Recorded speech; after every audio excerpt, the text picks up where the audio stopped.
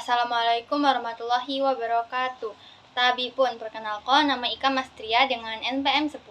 Di Dija, Sikam akan ngejelaskan mengenai analisis manajemen kurikulum dan pembelajaran dalam upaya pelestarian bahasa dan budaya Lampung di SMP Karya Bakti. Selanjutnya ada gambaran umum sekolah. Yang pertama ada profil sekolah SMP Karya Bakti, yang kedua ada visi misi sekolah SMP Karya Bakti, yang ketiga ada sarana dan prasarana, yang keempat ada struktur organisasi, yang kelima ada daftar nama pendidik dan tenaga pendidik, dan yang keenam ada proses observasi dan wawancara. Selanjutnya, proses observasi dan wawancara. Adapun topik yang diambil mengenai manajemen kurikulum dan pembelajaran dalam upaya pelestarian bahasa dan budaya Lampung. Adapun tujuannya memperoleh data mengenai bagaimana penerapan kurikulum, manajemen kurikulum dan pembelajaran dalam upaya pelestarian bahasa dan budaya Lampung di SMP Karya Bakti. Narasumbernya Bapak Tadri SPD beserta Ibu Murita SPD. Tanggal pengambilan observasi hari Sabtu 16 November 2024. Tempatnya di SMP Karya Bakti. Selanjutnya ada fungsi planning atau perencanaan. Ada sekolah SMP Karya Bakti dalam merancang kurikulum yang sesuai dengan pelestarian bahasa dan budaya Lampung. Itu di SMP Karya Bakti, pelestarian bahasa dan budaya Lampung dirancang dengan tetap mengacu pada prinsip-prinsip kurikulum merdeka, walaupun kurikulum merdeka ini tidak secara eksplisit mencantumkan bahasa Lampung. Selanjutnya itu ada dalam pembagian kurikulum di SMP Karya Bakti, itu ada dua kurikulum yang dipakai. Yang pertama kurikulum Merdeka atau Kumer itu dipakai pada jenjang kelas 7 dan 8, sedangkan kelas 9 itu menggunakan kurikulum 13.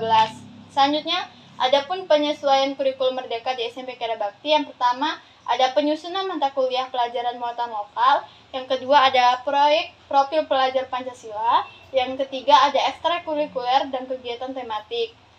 Yang nomor 2 itu penyusunan kurikulum muatan lokal, serta yang terakhir itu ada penguatan pendidikan karakter melalui budaya.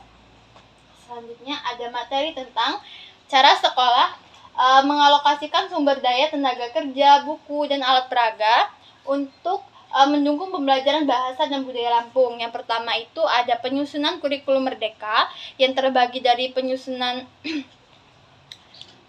mata pelajaran dan pengalokasian tenaga pengajar, yang dimana itu sekolah SMP Karya Bakti dalam tingkat kemampuannya guru itu dibagi dalam jenjang tingkat kemampuan dalam mengajar ya. Kalau yang guru yang udah memiliki pemahaman tinggi itu di kelas 9. Kalau yang guru yang belum memahami banget itu di kelas 7 dan 8. Selanjutnya ada penyediaan buku dan sumber referensi. Itu buku-buku yang diberikan sesuai dengan isi tata tradisi dan lain sebagainya. Yang ketiga ada pembuatan alat peraga oleh guru, yang dimana itu mengenakan aksara Lampung dengan menggambar di tempat styrofoam, terus adanya permainan kelompok untuk kosakata bahasa Lampung, adanya pengelompokan peserta didik yang sudah mahir dan yang belum mahir dalam berbahasa Lampung, agar nantinya akan diberikan bimbingan yang spesifik terhadap para siswa yang belum mahir berbahasa Lampung. Selanjutnya materi yang ketiga ada tentang actuating atau penggerakan atau pelaksanaan, itu metode dan strategi pembelajaran yang digunakan dalam mengajar bahasa dan budaya Lampung agar menarik minat siswa. Itu di SMP Karya Bakti ada 4 metode pembelajaran ceramah, di mana guru itu memberikan materi ajaran itu dengan dipaparkan oleh guru secara ekspresif, secara rinci. Selanjutnya ada metode pembelajaran diferensiasi, yang dimana itu lebih mengelompokkan bakat yang dimiliki oleh siswa, pandai berbahasa Lampung dan mampu berbicara di depan kelas, diantaranya di bidang pembacaan pidato jika para siswanya mampu untuk pandai berbicara. Selanjutnya siswa yang bisa menulis itu diarahkan untuk menulis puisi dan cerpen berbahasa Lampung. Adapun siswa yang pandai menari akan diarahkan ke bakatnya untuk tarian khas Lampung. Selanjutnya ada metode pembelajaran berbasis proyek. Di sini para siswa itu membuat film pendek untuk melakukan metode pembelajaran yang berbasis proyek untuk berkelompok. Serta yang terakhir itu ada metode pembelajaran kolaboratif atau collaborative learning. Itu adalah di mana di SMP Karya Bakti ini lebih ke metode diskusi kelompok agar bisa bertukar pikiran dalam memecahkan masalah. Selanjutnya ada cara sekolah menilai efektivitas guru dalam mengajar bahasa dan budaya Lampung. Adanya pemantauan proses pembelajaran, adapun observasi kelas,